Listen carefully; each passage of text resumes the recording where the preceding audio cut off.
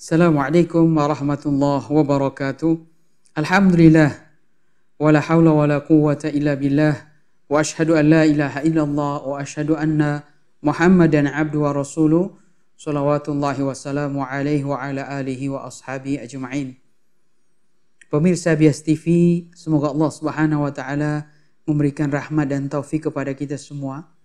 Alhamdulillah, masuk pertanyaan ke meja redaksi. Bagaimana cara bertobat dari dosa ghibah? Bagaimana cara minta maaf dan bertobat dari dosa ghibah? Pemirsa yang berbahagia, kita mengetahui dalam kehidupan sosial, komunikasi itu harus ada untuk mengetahui apa yang diinginkan orang lain, apa yang diinginkan orang yang kita ajak bicara. Kita bisa mengetahui dari isyaratnya, dari perkataannya. Kadangkala dari lisan ini, lidah tak bertulang, muncul ungkapan atau lafaz-lafaz yang tidak diinginkan. Atau bahkan ungkapan-ungkapan yang menyakitkan. Bagaimana misalkan kalau ternyata kita pernah menggibah, pernah menjelekkan, memfitnah orang lain. Bahkan pernah berbuat buruk di belakangnya yang dia tidak tahu hal tersebut. Orang yang kita gibahi, dia tidak tahu hal tersebut. Bagaimana cara kita minta maaf? Bagaimana cara kita bertobat? Perhatikan Rasulullah SAW bersabda dari sahabat yang mulia Abu Hurairah radhiyallahu taala anhu bahwa Nabi SAW pernah berkata, "Man kanat lahu madlamatun li akhi min 'irdi aw syai'in falyatahallalhu minhu." Barang siapa yang memiliki kezaliman bagi saudaranya, baik itu berhubungan dengan kehormatannya atau sesuatu yang itu adalah bentuk kezoliman, maka segera meminta kehalalannya. Al-yaum, pada hari itu. Segera meminta kehalalannya ketika masih di dunia, ketika masih diberikan kesempatan. Jangan sampai salah seorang di antara kedua ini, yang satu meninggal atau yang lain yang meninggal terlebih dahulu. Qabla an la yakuna dinarun wala dirhamun. Sebelum terjadinya dinar, mata uang, harta, wa dirham, itu tidak ada lagi harganya. Alias apa? Sudah terjadi hari kiamat. In kana lahu amalun soleh ukhida minhu biqadri madlamati. Kalau dia punya amal soleh, maka amal soleh orang yang menggibah ini akan diambil darinya sesuai dengan kadar kezalimannya. Wa illam takun lahu hasanat. Kalau dia tidak punya kebaikan sama sekali, dia ternyata adalah orang yang banyak berbuat dosa, bahkan kebaikannya tidak ada sama sekali, ukhida min sayyiati sahibihi fahumila alaih, maka akan diambil kejelekan dari orang yang dia gibahi dan akan dipikulkan kepada orang yang menggibah. Hadis riwayat Imam Bukhari.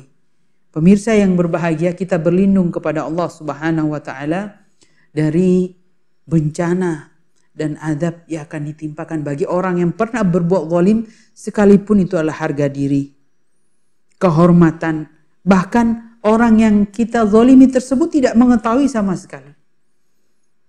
Maka kita harus meminta kehalalan ini. Ini hukum asal, meminta maaf kepadanya langsung ketika dia masih ada. Tetapi ada cacatannya. Tapi ada syarat-syarat yang harus dipenuhi. Kalau kita melihat orangnya termasuk mudah memaafkan, kita terlihat orangnya care, orangnya itu senang untuk melakukan islah perbaikan, maka minta maaflah kepadanya. Sekalipun nanti boleh jadi dia akan marah. Tapi dengan begitu maka mudah-mudahan hatinya luruh, mudah-mudahan hatinya bisa memaafkan. Tetapi, ada tapinya, bagi orang yang karakternya, pola pikirnya, kita kan bisa berinteraksi. Pola pikirnya, sikap-sikapnya tidak mencerminkan hal-hal di atas. Orangnya penyayang, lemah lembut, mudah memaafkan, suka bergaul, komunikasi aktif. Maka kita lebih baik tidak langsung mengatakan kita pernah berbuat salah, menggibah kepadanya. Tapi kita banyak mendoakan kebaikan kepadanya. Maka di antara para ahli ilmu berpendapat tidak perlu kita meminta maaf langsung. Tetapi karena kenapa? Ada alasan-alasan yang menyertainya. Yang pertama, mengabarkan gibah kepada orang lain yang digibahi akan menimbulkan dampak negatif.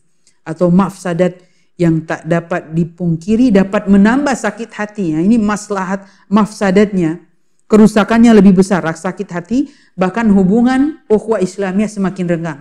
Maka dalam hal ini meminta maaf langsung itu tidak dianjurkan oleh sebagian ulama, dan ini termasuk pendapat yang kuat. Yang kedua, ketika mengabarkan gibah ini akan menimbulkan permusuhan, bahkan terputusnya silaturahim misalkan di antara dua saudara, maka pada saat ini meminta maaf langsung tidak dianjurkan. Tapi banyak-banyaklah mendoakan kebaikan, rahmat dan keberkahan baginya dan berbuat baik dalam kehidupan sehari-hari. Alasan yang ketiga, mengabarkan gibah kepada orang yang digibahi akan memupus rasa kasih sayang di antara keduanya, yang terjadi justru menimbulkan hubungan yang jauh, bahkan tidak tercapai lagi hubungan ukhuwah Islamiyah. Karena kita melihat kaidah agung dalam agama kita, ta'tilul mafasid wa taqliliha, menghilangkan kerusakan-kerusakan, bahkan mengecilkan kerusakan, la ala tahsiliha wa la takmiliha, dan tidak boleh kita jangan sampai membuat mafsadah atau bahkan membuat mafsadahnya lebih besar atau lebih berbahaya, maka ini kita tidak dianjurkan. Maka perhatikanlah bagaimana cara kita meminta maaf dan bertobat dari dosa ghibah. Yang terbaik adalah engkau langsung meminta maaf jika terpenuhi tadi syarat-syarat yang kami sebutkan. Jika tidak bisa, maka banyak-banyaklah mendoakan kebaikan dan berbuat baik kepada orang yang tidak pernah menggibah atau pernah berbuat salah kepadanya. Barakallahu fikum ajma'in. Semoga Allah Subhanahu wa taala memberikan taufik, Allah mengampuni dosa-dosa gibah kita, dan Allah meringankan beban orang yang kita gibahi, dan Allah memberikan mereka hati yang lapang. Semoga Allah Subhanahu wa taala mengganjar dengan pahala yang berlimpah dan menyempurnakannya di hari kiamat. Amin ya rabbal alamin. Walhamdulillahi rabbil alamin.